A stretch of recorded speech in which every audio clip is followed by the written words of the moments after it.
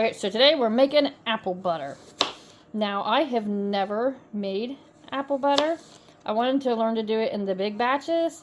I'd love to do it over the fire, but honestly, I am not that organized at this point in my life. Maybe next year, we'll see. But for the time being, I messaged my friend for her large batch of apple butter recipe because I only got the small crock pot batches. Sometimes when you double them, it don't always necessarily work out. So what she told me is 20 cups of apples. Roundabout-ish, 20 cups. Now, it's supposed to be the more types of apples you use, the better the flavor is. I've got 3 different kinds. I've got Golden Delicious, Melrose, and then these. I'm assuming these are like a Gala apple or something. I'm not sure. Those were given to me by the Amish neighbor. And she didn't grow them, so I can't ask her what kind they were. So we're just going with it. Anyhow, I'm going to cut up to small pieces so that they cook down, because I'm doing it on the stove. Cooking down, small piece cutting, measure out about 20 cups, and then we'll take it from there. Again, this is apple butter. I honestly don't even know if I really like apple butter that well. Husband likes it. Some of my best friends love it. So I'm thinking gifts for them and a way to help use these apples up. You do not have to peel them. You know, wash them. So be sure you wash them. You don't have to peel. I am coring them only because I don't want that in my apple butter. You know, I want just the apple itself, not this crunchy stuff here where the seed goes and the sticks and stuff. I'm sure it'll soften up, but still, I ain't one into biting on that. See how? Core them. Cut them small. You ain't got to peel them. And then we'll take her from there. This cores and stuff, you can put back for apple scrap vinegar or compost, or in my case, giving everybody outside treats because, well, you know, they love their treats. So, yeah, I'm going to cut this up, get 20 cups or so of apples.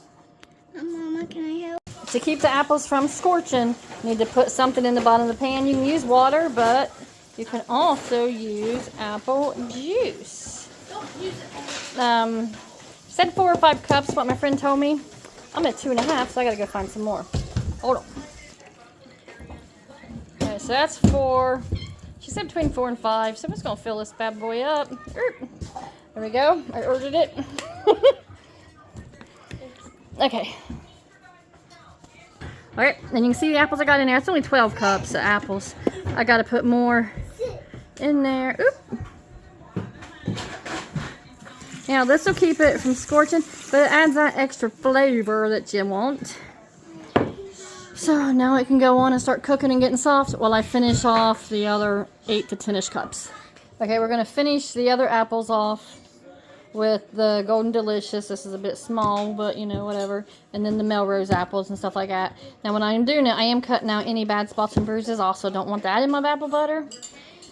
But otherwise, this is 3 types of apples for it. Okay, you can see the variety of it in here. I got a half a pot here with the apple juice in it, and it's just now cooking real low to get it softened up so that I can start adding in the sugar and stuff like that.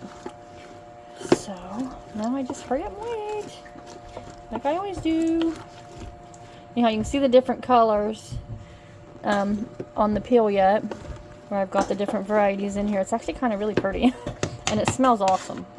Even just being apple juice and apple pieces. It smells good. Like, as you can see, the apples are cooking down, getting soft, all that good stuff, so it's time to add the sugars. It's about 2 cups of brown sugar and 2 cups of white sugar. Seems like a lot, I know, but it's also a bigger batch, and we put more sugar in that in our jellies. So, I'm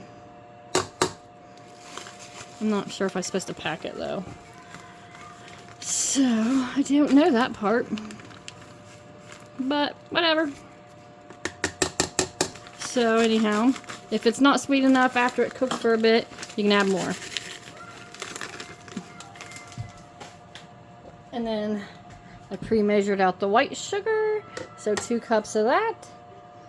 And then using the tater masher here, Give it a good mashing down and stirring it up.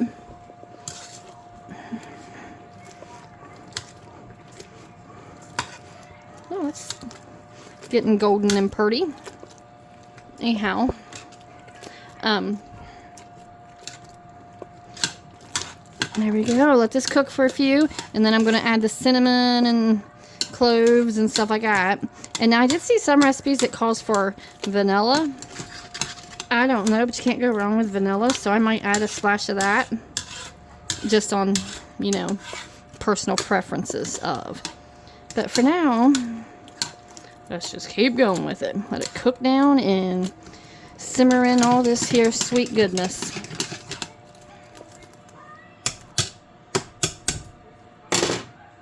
Alright, so I wrote it down kind of out of order, but anyhow, 2 teaspoons of cinnamon, half a teaspoon of ground cloves, and optional for the vanilla.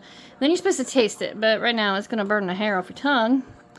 So I got it heating on low, starting to soften. Use a tater masher to smash it. Add both your sugars, and then add your cinnamon and your cloves. Taste and adjust what you want more of. Can add vanilla. Once it's all cooked up, I'll use it in a blend. I'll do an immersion blender or whatever things is, and then we'll take it from there and we'll can it. It's 10 minutes in a water bath. Anyhow, we're gonna add 2 teaspoons cinnamon. I like cinnamon though, so I might add a little bit over, and half a teaspoon of cloves and a drop of vanilla. Okay, cinnamon. I got a big old thing that's almost empty. 2 teaspoons of this. Boop. Okay, well that's probably 2 teaspoons. Crap. That's why you're not supposed to do that. That's what I want. And then my vanilla. I do have real vanilla, but it's still brewing. I gotta strain that here in the next bit or so. So anyhow, I'm just gonna wing it here. I don't know how many ones. Vanilla, it's good. How much? And then half a teaspoon of cloves. Let me see which one's open. No, this one. This one. Half a teaspoon. Let's do this the right way because we don't like cloves that well. As it is.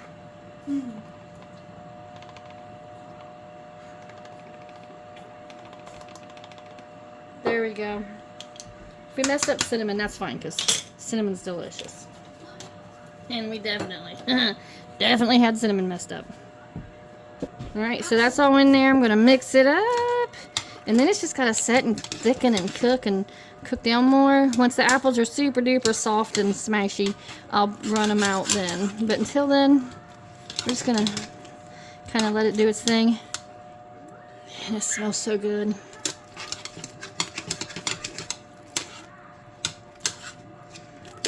I don't know how many jars this will make neither, but I'm only saying I got a quadrillion more apples to go. So, I'm not going to rush all of this because I'm going to make applesauce too. But, you know. Whatever, here we go. Just let it cook for a bit longer. And I don't know how long. Especially, like, crock pot's like 10 hours. Well, I clearly ain't doing that on this stove. But, it's also more heat here. So, that's what it's looking like so far. Let it set and do its thing. So, hot packing. Because the food I'm making is hot, we got a hot packet. It's in the oven on 200. The jars are clean. I inspected them. They're not cracked. All that there, good hoopla. So I put them in the oven. That makes them hot. And then when I need it, I take one out at a time to put hot food into. That way it doesn't shock the glass. This is my jar lifter. Handle here, it's plastic, it's grippy. Not grippy, it's spinny. It's not your gripper. This here part is the part that picks up your jar. So you literally just do so, like this. And it grips right at the rings there. And it's done. So, anyhow, that's hot pack. Or hot jars. I can put them on the stovetop in a pan of water. I don't have that kind of space on my stovetop because I'm doing 42,000 things and I just don't have room. So it's super easy to do it in the oven. Plus they're not in water, so then I ain't got to worry about having water in my food when I do it. From the jars still having wet in them. So, hot pack, hot food, hot jars, hot canner. The canner is on, so it's going. Okay, so the apple butter is pretty much thick and soft, so I'm going to just run the immersion blender through it and give it a taste. It's definitely cinnamony. Say that 5 times. Anyhow, So we're going to call this a done deal and see what we all think about it. I may have to doctor it since I use a lot of cinnamon. But maybe not, because I like it that way, baby. Let's get the immersion blender running. Okay, so this is my blender thing. So let's see what happens here. I've only ever used this like one other time. I may have to take it out of this pan even, just so I can see if I'm getting it all.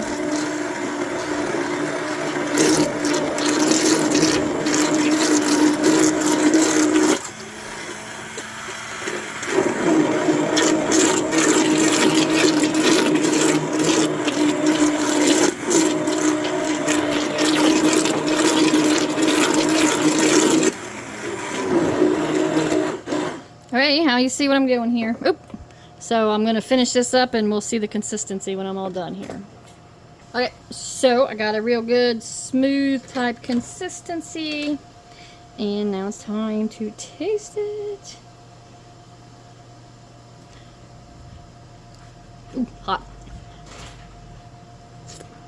Oh no. That's good. Yep, that's good. I don't know if that's what it's supposed to taste like, but it's really, really good. I've seen like 40 different thousand kinds of apple butter. Not always this color. People add Red Hots. I don't want to add the artificial candies and stuff into it. So this is what we got. Let's get it in some jars. Okay, all blended up. Put them in the jar. Now, with the jar here, you got to leave headspace. That is the amount of room at the top of the jar to the food. That way there's air there. That way it allows for the jar to seal, to suction and seal. So with the applesauce, I think I do like a half a pound or half an inch of headspace. So I'm going to stick to about that with this apple butter here, just because, you know, they're close to the same consistency and all. That's a little over. Get a spoon and get that out. Anyhow, take your funnel. It makes it a lot less messy on the rims. Talk to you about the headspace here in just 1 second. Okay. So these are too hot to pick up. Let me get a headspace thing to show you. Okay, looking at this here jar, you see this ring up here. So right here, you know, you're like an 1/8 inch. Keep cruising around, about a 1/4 inch. When you get to the bottom piece or so, that's about 1/2 inch. Down here is about 1 inch. So if I take it between the 1/2 inch and the inch marker, that's the headspace I'm going to leave. So I'm going to fill these all up, and then we'll get them over into the canner. I mean, this isn't anything overly exciting that y'all care to watch. So this is nice and thick, which it does have its own natural sugars that cooks down in it and all that there. Good fun stuff on it. Alright, I'm going to fill them all up. Get the jars out of the oven here in just a minute again.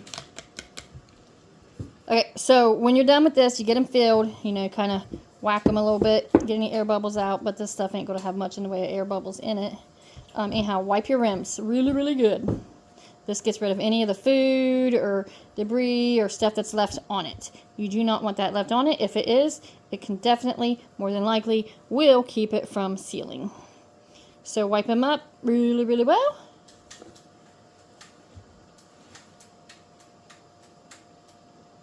So, put your flats on. This is your flat. This is a regular mouth lid. It got rubber seal here. That's what makes it seal into the jar. Put that on. Bands or rings, whatever people call them. Now, mind you, this is all very hot, so keep a hold of your towel with it. Put that on there, and then it will go into the canner. Finger tight, just right. I struggle there. Y'all probably heard me say that if you've seen any of my other videos. But there we go, to the canner now. Okay, anyhow, we're not full. I'm fixing to do that, but I'm just trying to get this here going because I'm going to be running a couple loads. So this is here. The water has to be over the lid, so I got to add more water to get it over top of this pint jar. Okay, so the jars are all covered. Once the water starts boiling, that's when I start the timer, and it's about a 10-minute water bath with the boiling. So I'm going to finish filling this thing up. Hot water, hot jars, hot food. Once it starts to boil, it's 10 minutes. So we're gonna hurry up and get it full before the boil starts so that I can set the timer. Meantime, that's it. So 10 minutes is up, timer's off, time to reach in here and get a hold of the jars, just like I showed you earlier.